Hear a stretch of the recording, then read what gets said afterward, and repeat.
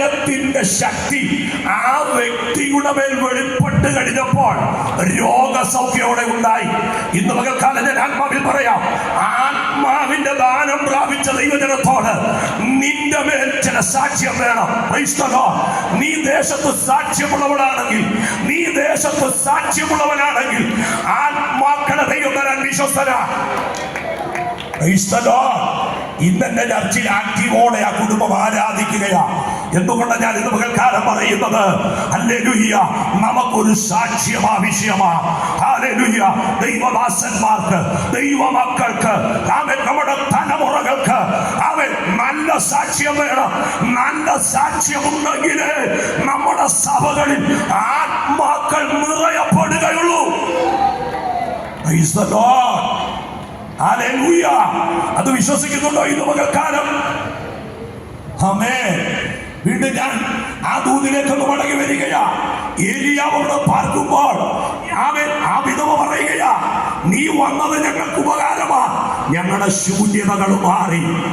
ആമേൻ, സ്തോത്രം. ആ വീട്ടിൽ പാർക്കുമ്പോൾ ചില ദിവസം കഴിഞ്ഞപ്പോൾ എന്താ സംഭവിച്ചത്? മുകളിൽ ഏലിയാവ് പാർക്കുമ്പോൾ താഴെ ഒരു നിലവിളി, അയ്യോ പോയേ പോയേ. ആര് പോയി? ആമേൻ, മകൻ മരിച്ചുപോയി. ഇപ്പോൾ നോക്കിക്കേ, ഏലിയാവിനെ ആ സ്ത്രീ കുറ്റപ്പെടുത്തുകയാ, സാക്ഷ്യത്തെ ഇല്ലാതാക്കാൻ നോക്കുകയാ. പക്ഷേ ഇത് കേട്ടിട്ട് ഇറങ്ങി ഓടുകയില്ല. നിനക്കെതിരെ ദൂഷി പറയാ, നിനക്കെതിരെ നിന്ന പറയാ, നിനക്കെതിരെ അപമാനം പറയാ, നിന്നെ തള്ളി പുറത്തു കളയാ. പക്ഷെ ഒരു കാര്യം നീ മറന്നു പോകരുത്, നിന്നെ കൈവിടാത്ത ഒരു ദൈവമുണ്ട്. ശ്വസിക്കുന്ന എത്ര പേരുണ്ട് സാക്ഷ്യം സൂക്ഷിച്ചു? Price the Lord.